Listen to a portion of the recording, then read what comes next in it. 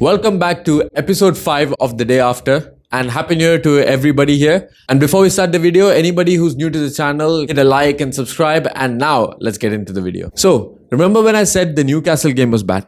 So guys, imagine a team who plays like Newcastle but are technically 10 times better on the ball. That's Liverpool. Imagine a team who has a manager who's schooled Pep, who's schooled Xabi Alonso, who's schooled Carlo Ancelotti, who's schooled the mighty Erik ten Hag, who's schooled Enzo Maresca. All in the same season, all in the same half season. That's Liverpool. Imagine a team that has a winger who is top of the assist charts, who's top of the goal scoring charts, who's already getting Ballon d'Or shouts, and in a team that keeps providing to him, who will keep providing to him, who'll probably score a hat-trick on Sunday. That is Liverpool. Imagine a team who's so calculated with their press and who's so efficient that will not give up no matter what. That is Liverpool. Now guys, also imagine a team who just can't give a shit. That is us. That's Man United. Now, if there was any bigger mismatch that would ever happen this season, don't you think it is this match? Anfield, Liverpool against Man United. Liverpool probably the best team in the world at the moment. United probably one of the worst considering all the players that we have and where we are and all that. Add to that the fact that we haven't won at Anfield since 2016. Add to that the fact that we've only scored 1 goal at Anfield ever since 2018. Add to that the fact that we've only beaten them in 1 league game in 13 Premier League games. What does this imply for you guys? What do you think is going to happen? Well, it's probably obvious. It's very obvious if you have half a brain that Liverpool's going to win. But by how much? Well, that's a question. And I want you guys to comment that down below. What do you think is going to happen in this game? But I'm going to give you my prediction at the end of this video. So stick around for that. And before we get into that prediction part, let's really break down what is Liverpool all about. What are they going to do to us? How dangerous are they actually going to be? So, when you break it down, Liverpool plays with vertical passes. They pretty much play like Brighton on drugs. And that is the worst thing that we can imagine. Last season, Liverpool was all about chance creation, and then eventually they'd create like 30 chances and they'd score 2. And then eventually they'd keep going like that and then they'd create 90 chances and then they'd score 6 in the game. That's how they used to play last season. But this season, on the other hand, they're going full-on efficiency mode. They get a chance, they're scoring. Especially at the start of the season, that's how they were performing. They got a few chances, they were making sure they count. It wasn't about playing well, it wasn't about this or that, it was just about efficiency. And afterwards, as the season evolved, they evolved. And they're dominating every single team.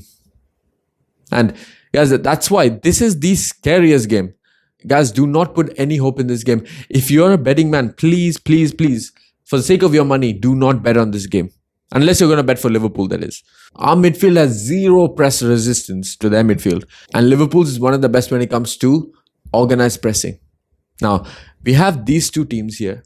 And we are probably not even going to play the Casemiro-Ugarte pivot because that's the only chance we have. If there's any chance, which I don't see any, but even if there was 2% chance of us gathering a draw or a win at Anfield, the only way that we can see that happen is if we play Casemiro and Ugarte in the pivot. But guess what? The last time that we played Liverpool at Old Trafford, Casemiro was embarrassed. Why? Because that Liverpool midfield is going to press the life out of us.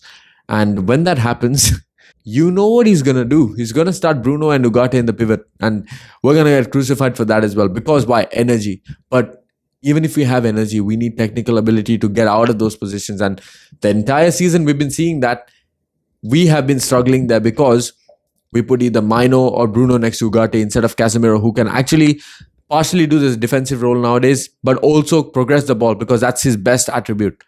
But Bruno Fernandes does not progress the ball. He just spams the ball. And that is the worst mismatch against Liverpool. I keep saying this, guys, because Trent will invert. And then you have Van Dijk, Konate, or whoever the hell they play at centre-back. And then they have Gravenberch. Guys, this is one of the worst games we could have imagined. But you know what? You can't see a small scoreline here, can you? The way things are going, and with a logical brain, you can't really expect United to put up a fight because, yes, we did beat City, but how bad are City? They just won against Leicester the other day, but apart from that, even Aston Villa, everybody's been taking a hit at them. Now, okay, you might say, what about Arsenal? Fair enough, but they did win, didn't they? And we had more confidence at that time. We are short of all confidence. Last 3 games, Bournemouth, loss. Wolves, loss. Newcastle, loss. Now, Liverpool at Anfield. Since 2022 at Anfield, in our last 3 games, we've seen a 4-0 loss, a 7-0 loss, and a 0-0. And at Old Trafford, at the same time, we've had 3-0 losses, we've had 5-0 losses, and we've had a 4-2 loss. So this is how bad it can get. There's actually been historical evidence to prove this is very likely. And this is why the only chance, before I get to the prediction, the only chance that we have of getting anything at Anfield on Sunday, any chance, is if, number one, Liverpool don't show up. Arne Slot gets his tactics all wrong, which is very unlikely. He gets his substitutions wrong. And at the same time, we have a high-energy midfield who can progress the ball with accuracy, and we have a front line that takes their chances. Apart from this, we also have to look at the defensive side. So we're already conceding goals from open play again.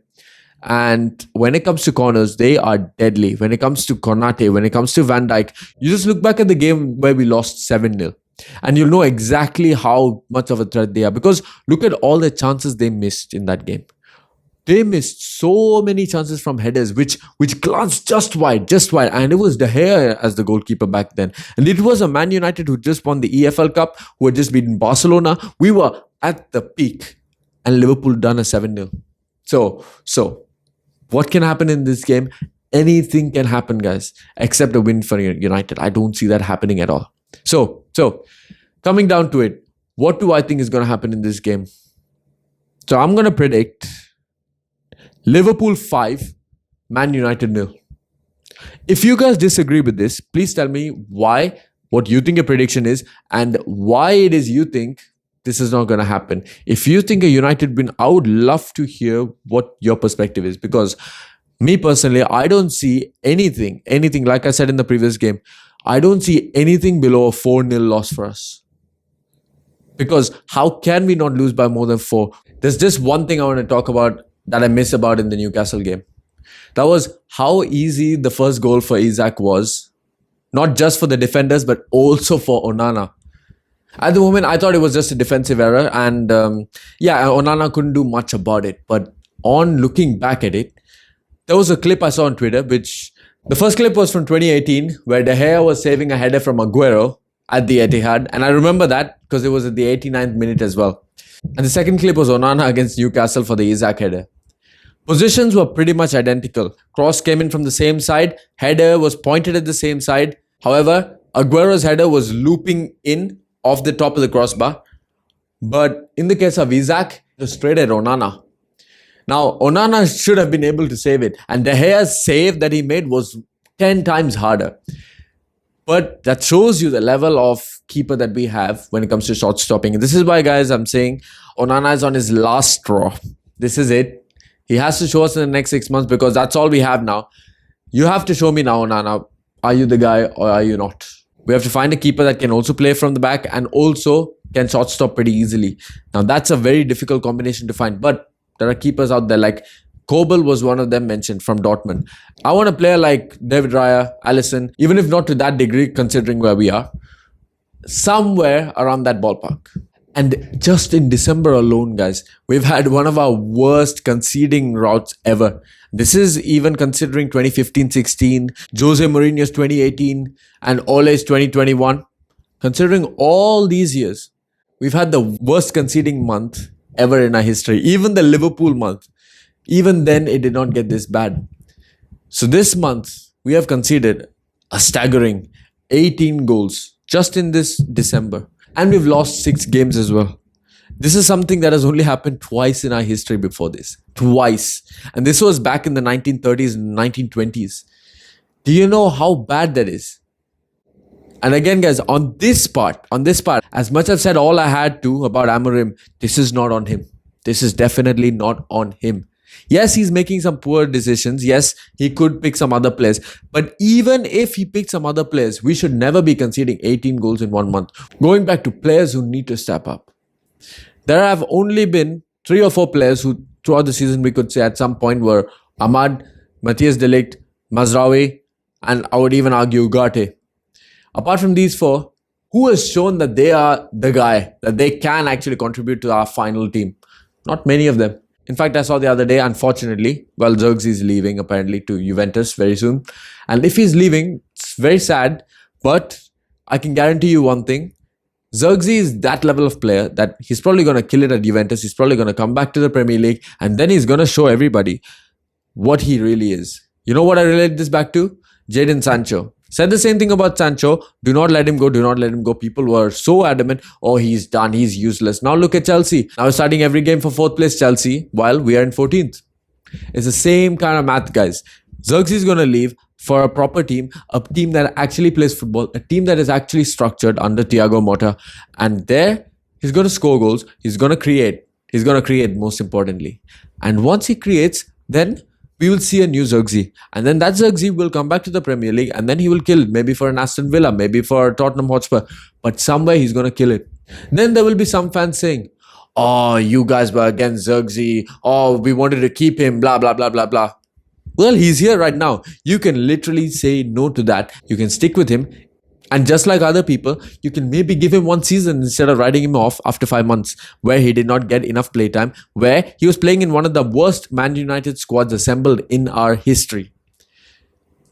Yet you want him to be somebody like Erling Haaland, scoring goals every game, game in and game out. And you don't want to give him leeway. Why? Because he was Serie A team of the season last year. And so he should perform the same way this season. Otherwise, he's not good enough. But you won't put the same standards for other players. Rashford. Speaking of Rashford, guys, apparently he's in contention for the squad again against Liverpool. But I've come to the point where I've seen so many people rave on about, if we had Rashford, we'd be winning all these games. If we had Rashford, we'd be scoring way more goals. We would be dominating the league right now. If that is the case, I want Højlund, Garnacho and Rashford to start against Liverpool. All these 3. Ugarte and Bruno Fernandes in the pivot. You play Dalot, you play Maguire, you play Onana. You play all the players that you think are the solution. Anybody you think. You want to put Harry Amas? You think Harry Amas is really that good? Then put Dalot as right wing back and put Harry Amas as left wing back. Let's really see what these players that you guys hype up really do. So let's not go for structure. Let's not go for actual players who, if you give them enough time, they will start to cook. No. Let's play the players you want to play. Starboy Garnacho. Rasmus Højlund, who can't do any wrong. Rashford, who is the missing piece in our puzzle. And Diogo Dalot, who's always Mr. Dependable and Mr. Disciplined. And Harry Amas, this young left wing back who's going to change the landscape of English football. And Bruno Fernandes, the captain, who's got 3 red cards in half a season. But guess what? Can't do any wrong. Now, I want to see this squad play against Liverpool. If they really are that quality, they would at least get a draw, wouldn't they? They would maybe get a win at Anfield, if they are that good. We conceded 2 against Newcastle. We should have been 3-0 down. Isak scored, but it was offside. Tonali hit the post. And that was all inside the first 30 minutes. At Old Trafford, against Newcastle. Now, what about the best team in the world, at their place, at Anfield, on an evening? Like, that's the worst time to play Liverpool.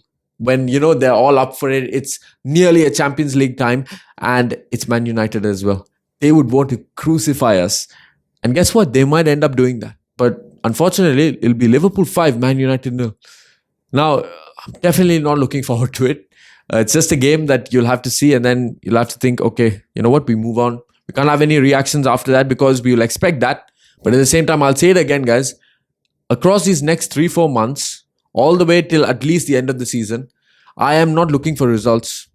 I don't care if we lose. As long as we don't get relegated, I don't mind at this point. As long as we are in the top 15, I will not say anything.